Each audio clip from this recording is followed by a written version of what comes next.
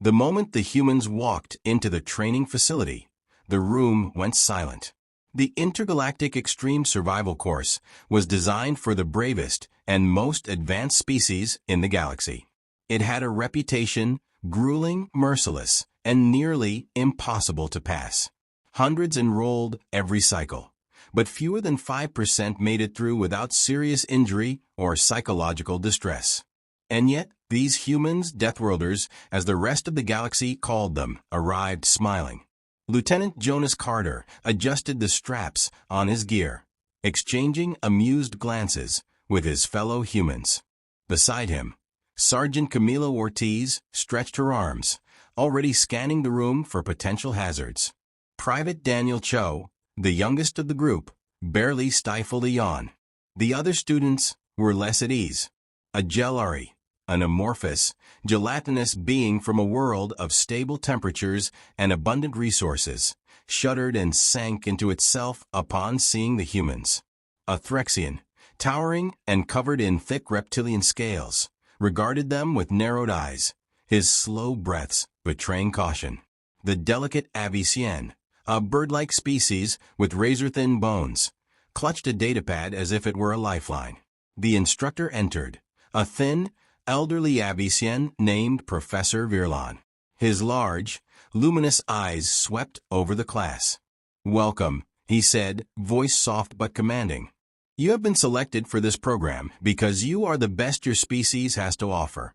You will be tested beyond your limits. Most of you will fail." A low murmur passed through the students.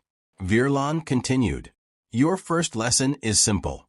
Survive in this controlled environment. You will experience the most fundamental challenges of existence: shelter, sustenance, and safety.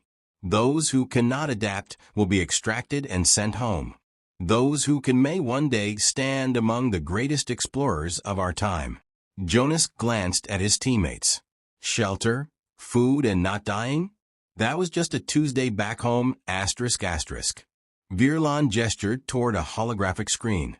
A lush jungle planet rotated slowly in the air above them. "This is your first test environment, Prime. A hostile world teeming with life. Your task: construct shelter, secure food, and last 48 hours without assistance." The students' reactions were immediate. The Gelari let out a distressing gurgle. The Threxian clicked his tongue in frustration. The Avicien started frantically recording notes, already overwhelmed. The humans? Jonas just shrugged. "All right," he muttered. "This is going to be easy." Virlan's sharp gaze fixed on him. "Do you believe survival is easy, Lieutenant?" Jonas hesitated. He hadn't meant to be disrespectful, but he had been raised on Earth. He had spent childhood summers hiking through mosquito-infested swamps, winters in sub-zero blizzards, and his military training had him surviving in war zones with nothing but a knife and a ration pack. Compared to that, this was a classroom exercise. "We'll manage," he said simply. Virlan studied him for a moment longer before turning back to the class. "Prepare yourselves. You depart in 1 hour." The room erupted into movement. Aliens panicked, murmured, and gathered supplies. The humans? Jonas sat down and leaned back, hands behind his head.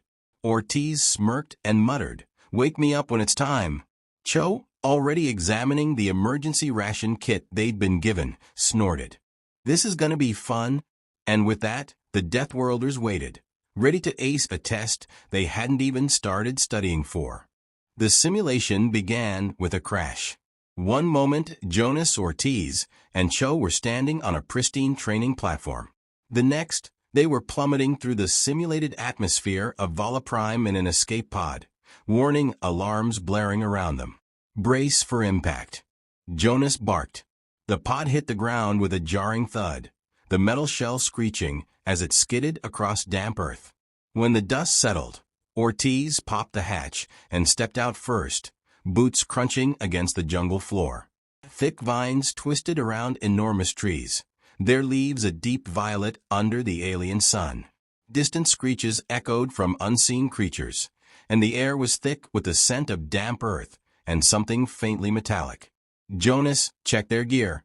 No weapons, No tools. Just emergency ration packs and basic clothing, asterisk asterisk. Standard survivalist nightmare, Ortiz muttered. I love it. Cho stretched, looking around. All right, where's everyone else? A strangled yelp answered his question. A few meters away, a Zelvanite, a fragile, mantis-like alien, was tangled in a mass of vines, chittering frantically. Not far from him, the Jellari was quivering in a puddle, its normally translucent body darkening with distress.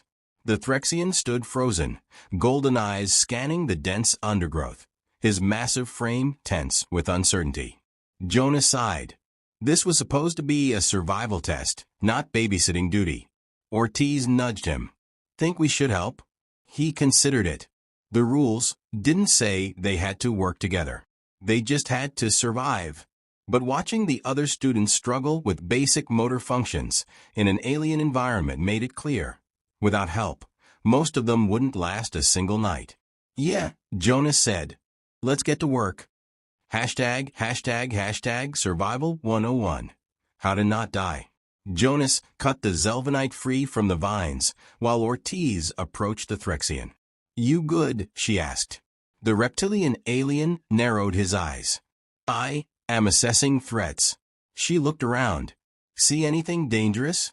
He hesitated. No. Ortiz clapped him on the shoulder. Congrats. You're safe.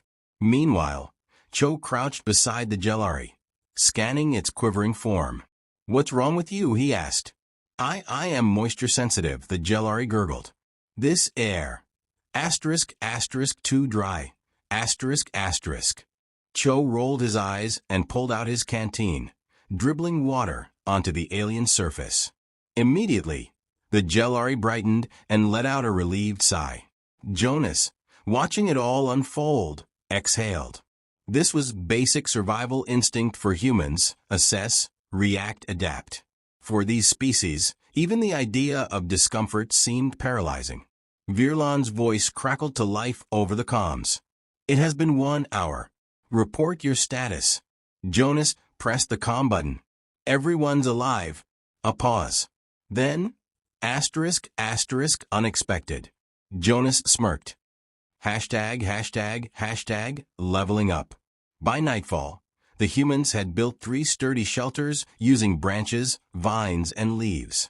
They had started a fire, purified water using heated rocks, and even caught a few small, rodent-like creatures for food. The aliens watched in stunned silence. You are burning things, the Threxian said, voice full of awe and unease. That's called fire, Ortiz said, flipping a piece of cooked meat. It makes things not kill you. The Jellari wobbled closer. And you are consuming asterisk dead organic matter asterisk. That's called dinner, Cho said, taking a bite. The instructor's voice returned over the comms. Survival rates after 6 hours. 70% of students remain functional. This is abnormally high. Jonas glanced at the struggling aliens, then back at his team, who were already talking about making spears. He smirked. Yeah, no kidding. Virlan was out of explanations. For 2 days, he had watched the humans effortlessly dominate every survival challenge thrown at them. While the other students struggled to find shelter, the humans built multi-room structures. While the aliens gagged at the idea of eating local wildlife, the humans experimented with different cooking techniques. None of this should have been possible. And so, Virlan made a decision. If they thought this was easy, he would give them something truly impossible. Hashtag welcome to hell. The simulation chamber flickered, and the jungle disappeared. The students now stood on a new world.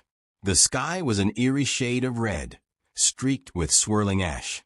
Jagged cliffs jutted from the cracked earth, their surfaces scorched black.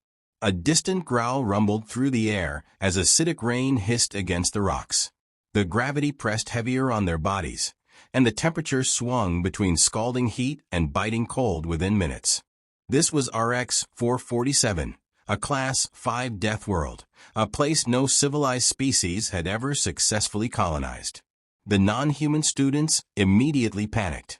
The Jellari began to evaporate in the dry air, shrieking. The Zelvanite dropped to its knees, its exoskeleton cracking from the pressure. Even the massive Threxian trembled, his breathing labored. And the humans? Jonas cracked his knuckles. "All right," he said. Asterisk, asterisk, now this is a challenge, asterisk, asterisk. Ortiz lifted a piece of volcanic rock, inspecting it. "Think we can use this for insulation?" Cho pointed toward a rocky overhang. "Windbreak. Could be good for shelter." Virlan, still watching from the control room, stared in utter disbelief. How were they so unfazed? Hashtag survival of the craziest. "First priority," Jonas said. "Shelter," Ortiz answered. Cho gestured to the others. "They're not gonna make it." Jonas sighed. "Right. Babysitting duty, again, asterisk, asterisk." They moved fast, dragging the alien students under an outcropping of rock, shielding them from the acidic rain. Ortiz crushed mineral-rich stones together, making an alkaline paste to coat the Jellari's skin, stabilizing its moisture loss. Cho found a weird, burrowing creature and immediately skinned it for insulation, ignoring the horrified stares of the other students. By the second hour, the humans had built a fortified shelter, a heat source, and a basic water filtration system. By the fourth hour, they had scouted for food and started reinforcing defenses. And by the eighth hour, Jonas finally said the words that made Virlan question everything he had ever believed about survival. "This place isn't so bad once you get used to it." The instructor nearly collapsed. Hashtag the new standard. By the end of the trial, the results were undeniable. Every non-human student had either withdrawn or required human assistance to survive. The humans? They were thriving. As the simulation ended, Virlan stepped forward, still struggling to process what he had witnessed. "I do not understand," he admitted. "Your species was not meant to survive conditions like these." Jonas grinned. "No one told us that." Ortiz smirked. "Guess we just adapt." Cho slung his pack over his shoulder. "So, do we get extra credit?" Virlan exhaled slowly. The galaxy's definition of survival had just changed, and humans had set the new standard.